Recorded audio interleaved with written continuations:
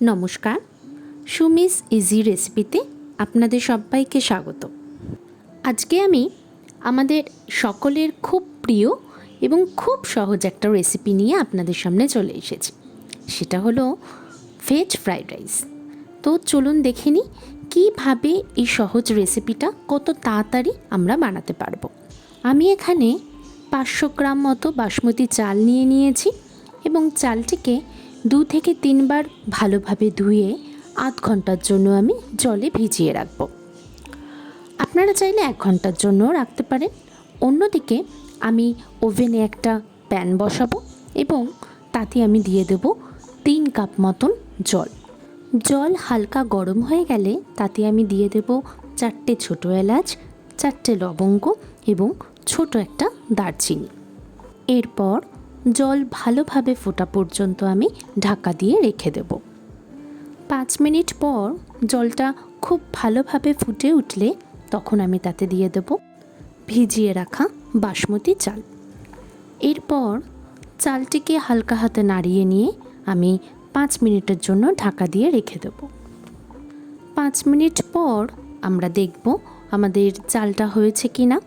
তার জন্য একটা হাতা দিয়ে ভালোভাবে নেড়ে সামান্য কয়েকটা ভাতের দানা এভাবে হাত দিয়ে চেপে দেখে নিলেই বোঝা যাবে আমাদের চাল হয়েছে কি না। না, এখানে চালটা সম্পূর্ণ সিদ্ধ হয়নি, তাই আমি আরও 2-3 মিনিটের জন্য ঢাকা দিয়ে রেখে দেব। আমি এখানে বিরিয়ানির মতন চালটিকে কিন্তু 80% সিদ্ধ করব না, আমি এখানে সম্পূর্ণ চালটাই সিদ্ধ করব। 5 মিনিট পর ঢাকা সরিয়ে দেখে নেব আমাদের চালটা হয়েছে কি না। হাতা দিয়ে নেড়ে সেই আগের মতনই একবার ভাতটাকে চেপে দেখে নেব যে আমাদের ভাতটা হয়েছে কি না। হ্যাঁ, এখানে আমাদের ভাত হয়ে গেছে। এবার মাড় ঝরানোর জন্য আমি একটা ঝুড়ি নিয়ে নেব এবং ভাতগুলোকে আস্তে আস্তে ঝুড়ির ওপরে আমি নিয়ে নেব এবং নিচে আমি একটা বাটি রেখে নিয়েছি, সম্পূর্ণ মাড়গুলো সেখানে ঝরে যাবে। এইভাবে মাড় ঝরিয়ে নেবার পরে ভাতটাকে আমি 2-3 মিনিটের জন্য ঠান্ডায় রেখে দেব। অন্যদিকে আমি মিডিয়াম ফ্লেমে একটা প্যান বসিয়ে নেব এবং তাতে দিয়ে দেব 2 টেবিল স্পুন মতন ঘি। ঘি হালকা গরম হয়ে গেলে তাতে আমি দিয়ে নেব 1/2 টেবিল স্পুন কাজু বাদাম এবং 1/2 টেবিল স্পুন কিশমিশ। এটা আপনারা আপনাদের ইচ্ছে মতন কম বেশি করতে পারেন। এরপর কাজু এবং কিশমিশকে হালকাভাবে নাড়াচাড়া করে নিয়ে আমি তাতে দিয়ে দেব আদা এবং রসুনের পেস্ট। আপনারা চাইলে এখানে 1/2 টিস্পুন মতন কাঁচা লঙ্কার পেস্টও দিতে পারেন। এরপর আমি এখানে নিয়ে নিয়েছি একটা মিডিয়াম সাইজের গাজর এবং 15-16টা বিনস।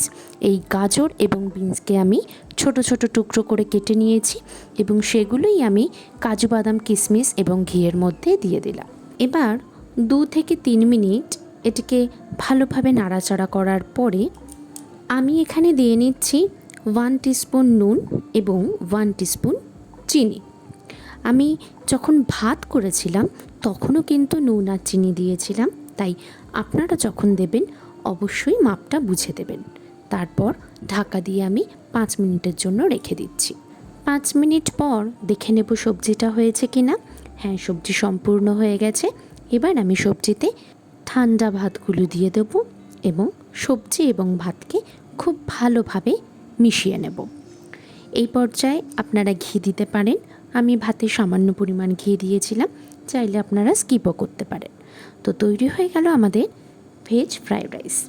খুব সহজ এবং লোভনীয় এই রান্না আমরা প্রায় ঘরে করতে পারি এবং খেতেও হয় কিন্তু দুর্দান্ত। চিলি চিকেন, চিলি পনির, চিকেন কষা সব কিছুর সাথেই কিন্তু এই ফ্রাইড রাইস লাগে অসাধারণ খেতে। তো অবশ্যই আপনারা ঘরে ফ্রাইড রাইস ট্রাই করবেন এবং আমাকে কমেন্টে লিখে জানাবেন কেমন লাগলো। ভালো লাগলে একটা লাইক এবং শেয়ার করে দেবেন। সবাই ভালো থাকবেন, সুস্থ থাকবেন। নমস্কার।